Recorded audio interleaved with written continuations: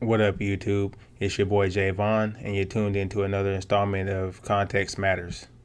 So, what I'm gonna do for you folks out there in the virtual world is to jump into my DeLorean and take y'all back into time to one of my earliest moments.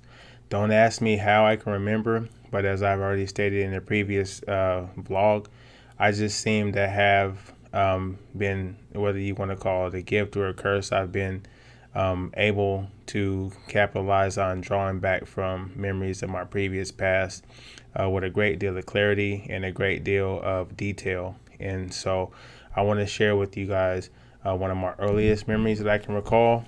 And, one of the things that I had the privilege of doing was confirming this particular story with my mother while she was still alive. And she pretty much validated and corroborated what I could remember and what I could recall. But when I tell you the story, it's going to make more sense because I couldn't have been no more than about 2 or 3 years old when this took place.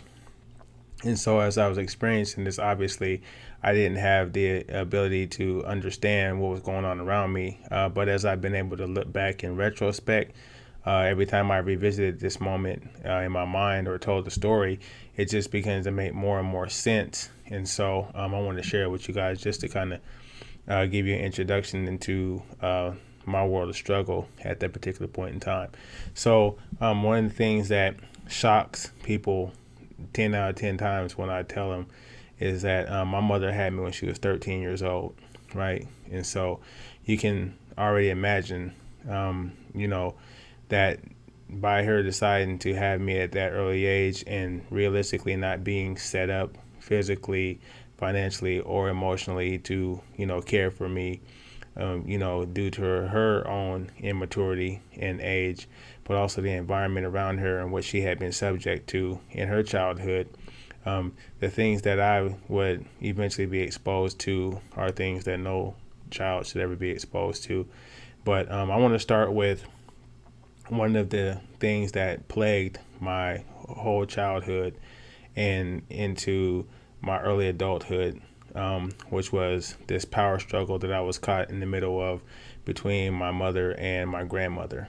Now, I have the ability to look back now in hindsight and as being a father of two, in which my daughter is 16 and my son is 18, and be able to understand that if either one of them had came to me and my wife and said that they were pregnant, I would not have taken it lying down. And although I can say with a great deal of certainty, I probably wouldn't have responded the way my grandmother did. I have the luxury of being able to point out her ultimate flaws in it because I was on the receiving end, but then also, I wasn't the one that was in her shoes. And so, all throughout my childhood, I was caught in this power struggle with those two over, what was going to happen to me. And ironically, when I finally ran away from my mom and decided I was not going to no longer endure the things she was putting me through, my grandmother was there to take me in and prevent me from going into foster care. But I'll save that particular story for a later installment. But for this one, I want to focus on this one early memory I had when I was maybe in between maybe 18 months to 3 years old. Anyone that was around in my family or friends of the family around that time will be able to better date how old I was. But nonetheless, the story is still very, very surreal and clear to me. And again, like I said, I had the opportunity to speak with my mom about it, and she was able to tell me that that was exactly what happened. And she was actually very, very shocked, that I was able to remember and to call all those things into question, considering my age.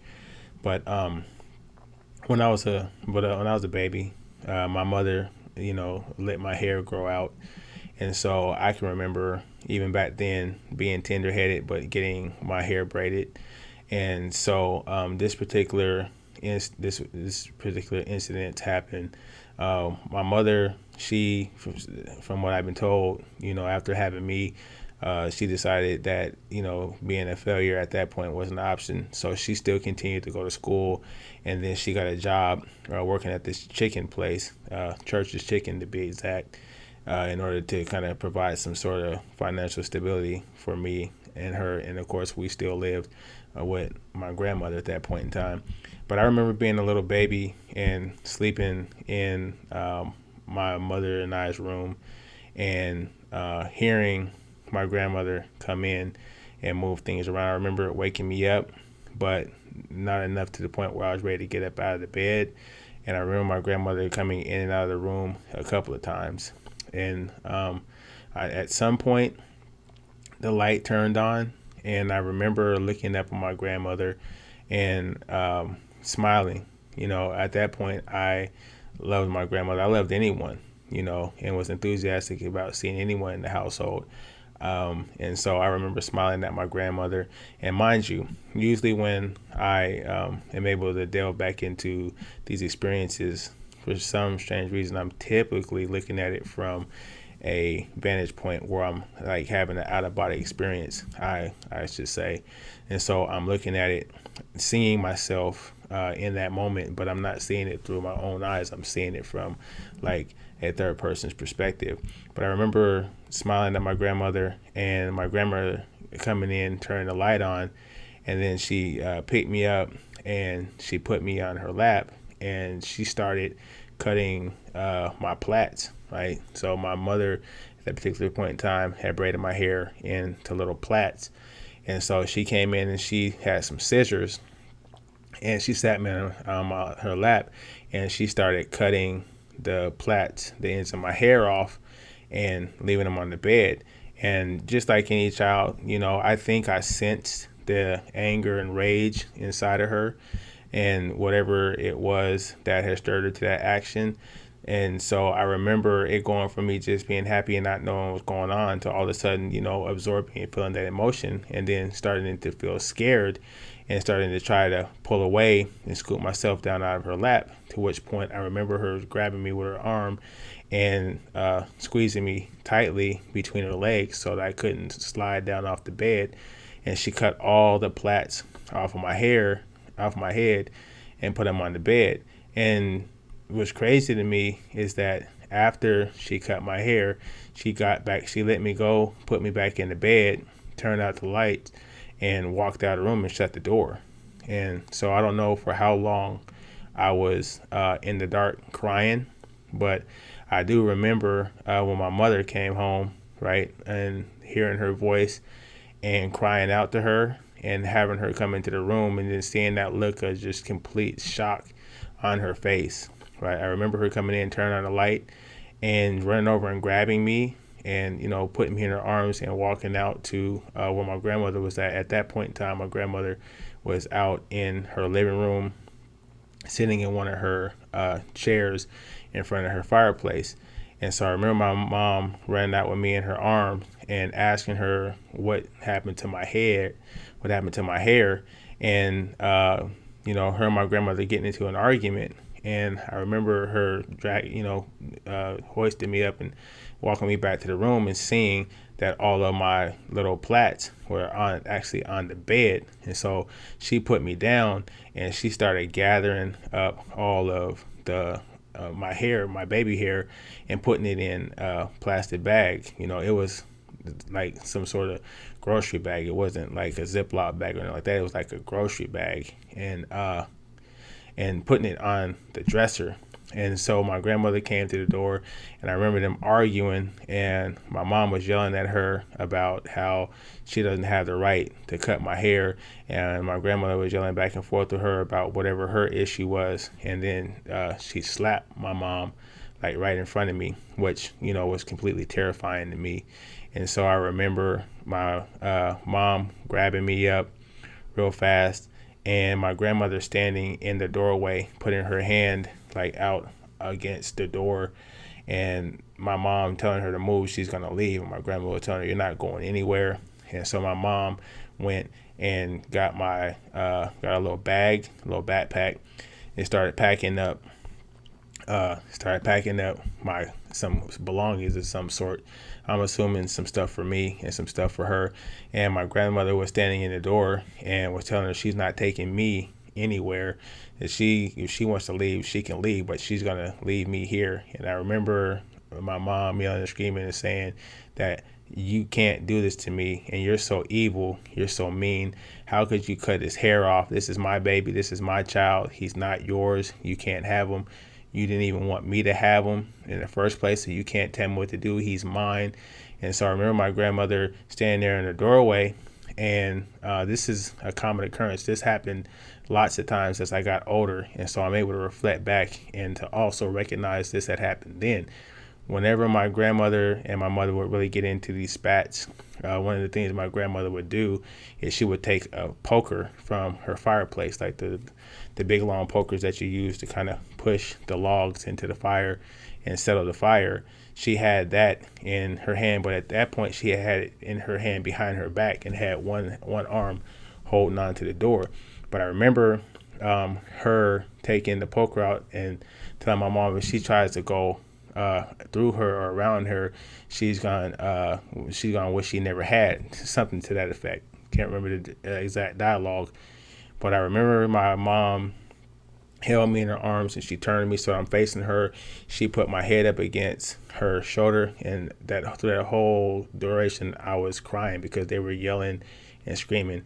And I remember my mother just getting up the courage and just deciding she's just gonna like bowl her way or push her way through. And so I remember her just moving forward and literally just pushing through my grandmother, and my grandmother trying to grab her by the back of her neck or by her hair, because I'm looking up over my mother's shoulder, and I see my grandmother grab at the back of her shirt and try to pull her and telling her she's going to hit her. But I remember my mom like knocking her arm off her and running into the door. And so she ran to the front door, opened the screen door, and bolts out of the house, and literally walks with me down the street to her friend, my godmother's house. And so the crazy thing about that is that, like I said, I had an opportunity to sit down and talk with my mom about that instance, and she was completely shook that I was able to describe it in great detail and to be able to remember, because no one told me about this, and my mother never brought that to my attention during my childhood about that. And so it's not something that I just internalized that she had said, and now I'm just making that from my mind. I literally can remember that instance. I can't remember every single bit of dialogue with 100% accuracy, but that's the gist of the story. And that's one of dozens of instances where my mother and my grandmother had these battles that either played out in words or in physical violence, with my grandmother hitting my mom. One thing that I can say is that I never witnessed or can recall my mom ever raising a hand to hit my grandmother back. That's the one thing I'll give her credit for. If anybody wants to pass judgment on her for taking me and pushing her way through the door to get me out and to get herself out to safety, or if nothing else, just to show her mother that she didn't have that level of control over her, then sure, pass judgment on her about that. But I have so many instances in my mind and so many things that I've internalized about their exchanges and their interactions, and I can say that I never ever can recall a time where she disrespected her mom. I think that everything that she did was to stand up for herself in those particular instances, and that's why the context is very, very important. I can see that she was a young girl that was trying to grow into adulthood, having the burden of trying to prove to her mom that having me was not a mistake, and it wasn't something that she was in over her head with. And so that was one of these wedges. I literally was one of the wedges that was driven between my grandmother and my mother. And so thank you guys for staying with me to this point. If you made it to this point in my recollection, then I want to say thank you. I appreciate you bending your ear and listening, leaning and listening in to me. These are experiences that I'm using this opportunity to kind of push out of my body, to kind of push out of my consciousness, to push out of my subconsciousness at that, in hopes of just being able to put some of these things to bed and to just finally move on with the next chapter of my life. So with that being said, until the next episode, I'll let your boy.